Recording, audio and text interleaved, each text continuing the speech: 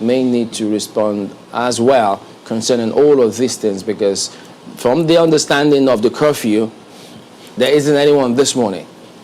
So for those who are shooting, there are questions as to why are those shootings going on? Who are those carrying out all of those shootings? What do they expect people to do? Isn't this going to further incense people who are supposed to be going about their normal duties?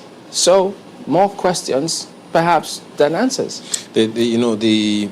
This thing that is beginning here, well, it didn't, needless to say, it's not, Lagos is not the only place where this is happening.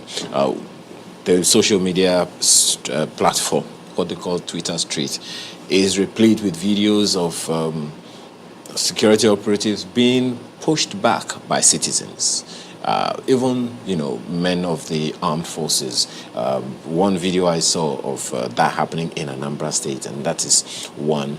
But perhaps that's, just to say, okay, maybe it's a way of respecting what's happening. But, Chamberlain, the response of government at various levels to this occurrence is going to speak volumes to everyone. It already is at the moment. The response, the action itself has spoken hugely.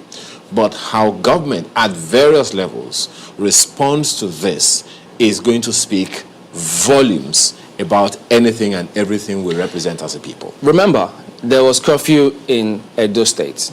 Yeah. Then there was curfew in Ekiti. Yeah. And then you see reports saying, well, the news indicates you also have a curfew in Oshun, you have in Ondo, you equally have Plateau. So then Lagos. Why did the one in Lagos turn out this way? So many questions. So could it be that the chief executives of those states have key roles to play in all of this? For instance, do you hear them say the scenario in Oyo, how they were trying to ensure that I think it was Operation Bust, to get at those hoodlums who are trying to infiltrate the ranks of the peaceful SARS protesters. So how come that wasn't replicated in these other states where you have this much violence? And remember, a lot of the northern governors, while they spoke, did say that, or some of them said, look, they don't support the SARS because it has worked for them. Look, now they go have their reasons. But that decision had been taken by the federal government, as announced by the president himself and the IGP. So that was history. So perhaps they could understand that. But you'd have thought that they were the ones who felt, look, if we benefited from it and then you scrap it, they could feel hard done by. But did we see this kind of response in those areas? Why did we see this kind of response in states who you thought were doing something to identify or at least address the demands of the protesters who were asking questions? So I think there is a lot more to unpack in what you have just said, because it would seem like the leadership at various levels haven't been able to speak with one voice.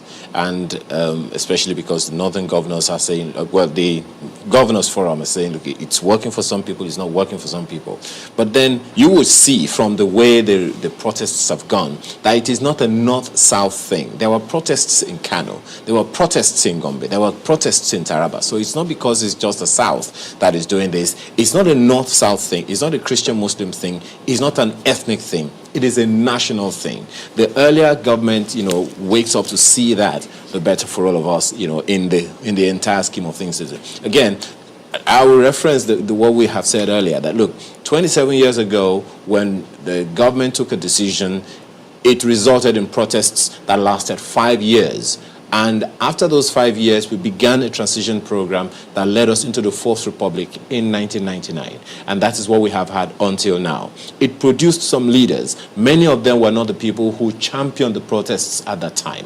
What is going to happen now, 20 years from now, when we look back to 2010-20? What's going to happen? Okay, then let's take a look at what's coming through. There are lots of them, we know. So many, but we can only take as much. Look at this coming through from Oluwafemi Agbeloa, who says, we are no longer safe. Nigerian military were not proactive in tackling insecurity, insurgency. However, They are proactive in shooting innocent citizens during protests to make Nigeria better. It is a shame on the presidency and the National Assembly, he says. Well, this one is from Barrister Pambo, who says, my advice to the learned silk is not to get involved in anything to do with the insincere government of today. How can they tell you in the studio that the president is in the country and yet he has not addressed Nigerians? The whole world is watching and there will be a response soon. Patrick Kinoma said, this is no time for lamentations, but to say RIP to those great youths who have been martyred for our freedom. SARS is a turning point in the aspiration towards a Nigeria of our dreams. But that's Patrick Baisakwango, pardon me. Thank you very much indeed, guys. But remember, when you speak about some of these things, let's take a look at just this particular one. It's one more thing before we go. I dare to tell this nation today that this is the problem. This constitution can never give us progress. This constitution can never give us peace.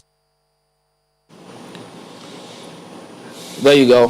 That is the show today. Well, thank you all for watching. We'll see you again tomorrow. I'm Chamberlain Uso. And I'm Ayo Makinde. Please pray for Nigeria.